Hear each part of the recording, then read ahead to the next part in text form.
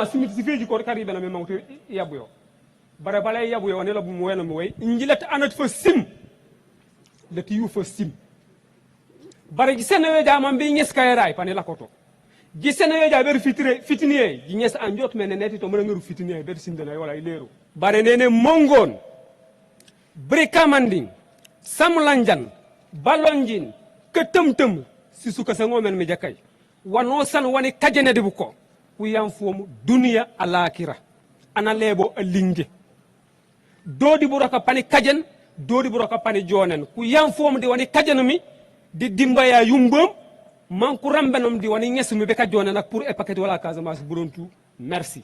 Les deux délégations, après s'être félicitées du dépôt effectif des armes négociées entre l'État et Jakaï, ont convenu de ce qui suit. 1. Appuyer un programme d'insertion des ex-combattants par des actions de dialogue, de pardon et de réconciliation. 2. Accorder la possibilité aux ex-combattants de s'installer dans les lieux de leur choix, selon les procédures habituelles. 3. Veiller à la sécurité et à la libre circulation des personnes et des biens. 4. Examiner la possibilité d'accorder la grâce aux détenus membres du MFDC. 5. Protéger les anciens sites occupés par Jakaï pour éviter toute occupation illicite. 6. Élaborer dans la zone de Jakaï un programme de désenclavement et de réalisation d'infrastructures communautaires de base.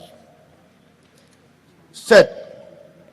Concernant les requêtes formulées avec insistance par la zone de Jakaï pour les aménagements secondaires du barrage d'Afignam et le dragage du fleuve au niveau du pont de Djibidion pour la construction d'un centre polyvalent de formation avec l'accompagnement des sortants de tel établissement.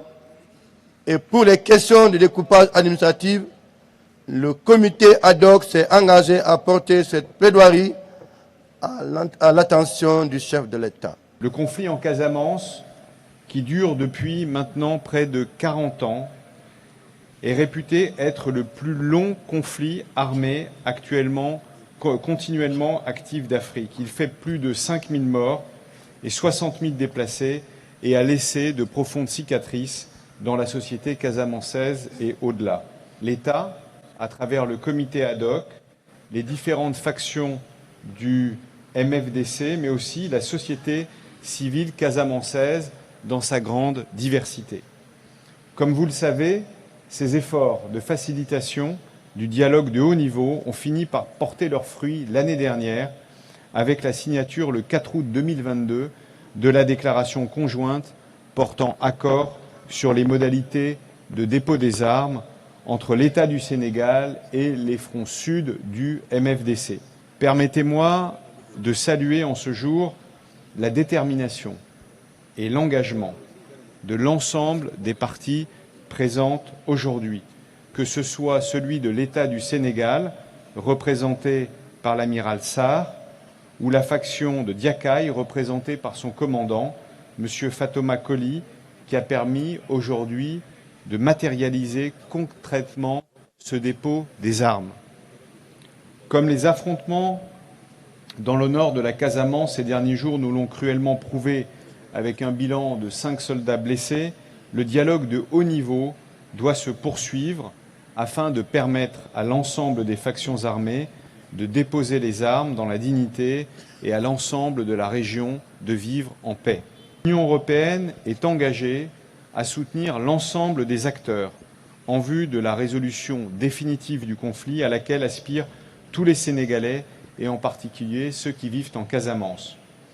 Comme nous l'avons déjà annoncé à Cabrousse le 26 avril dernier, dans l'atelier que vous avez présidé, Monsieur le Gouverneur, l'Union européenne s'est engagée à poursuivre pour 2 années supplémentaires son soutien aux négociations et à la mise en œuvre des accords politiques, son soutien à la médiation locale pour régler les conflits communautaires, ainsi que son soutien aux opérations de déminage. Je suis convaincu que l'accord qui se concrétise aujourd'hui servira de modèle et encouragera les différents acteurs à s'engager avec encore plus de détermination en faveur d'une paix durable, une paix recherchée, une paix retrouvée au bénéfice de la population et de la région tout entière.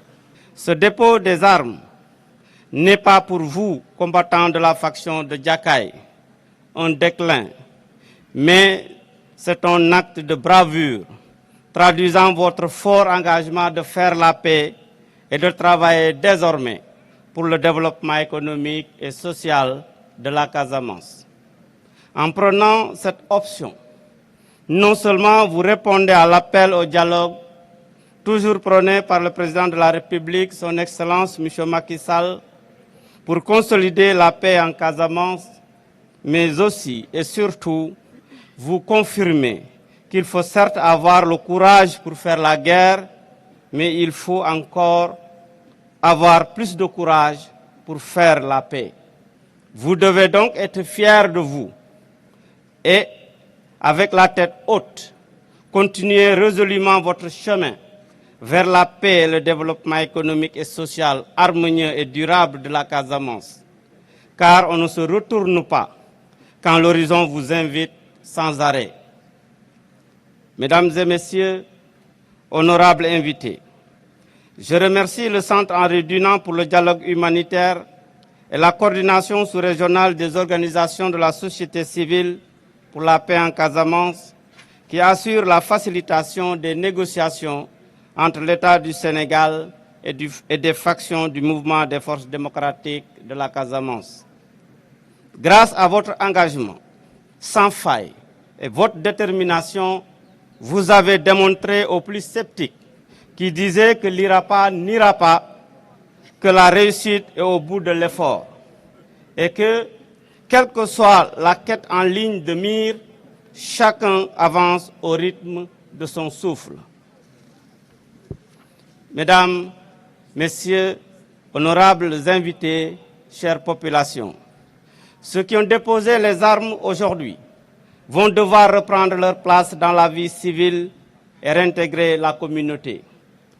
Pour ce faire, quelles que soient les souffrances ou les dommages subis, je vous invite chacune et chacun au pardon et à la réconciliation, à apprendre à oublier et à regarder devant soi pour asseoir une paix sociale durable. L'État sera à vos côtés et conformément à la vision et aux orientations de son Excellence M. Macky Sall, les efforts jusqu'ici consentis seront poursuivis et renforcés pour le développement de la zone de Djakaï et de toute la région de Ziguinchor. Comme le rappelait M. le Président de la République dans son message à la Nation le 31 décembre 2017, le gouvernement du Sénégal a mis en œuvre un important programme de reconstruction de la Casamance avec plusieurs projets dans l'agriculture, les infrastructures, le tourisme, l'éducation et entre autres.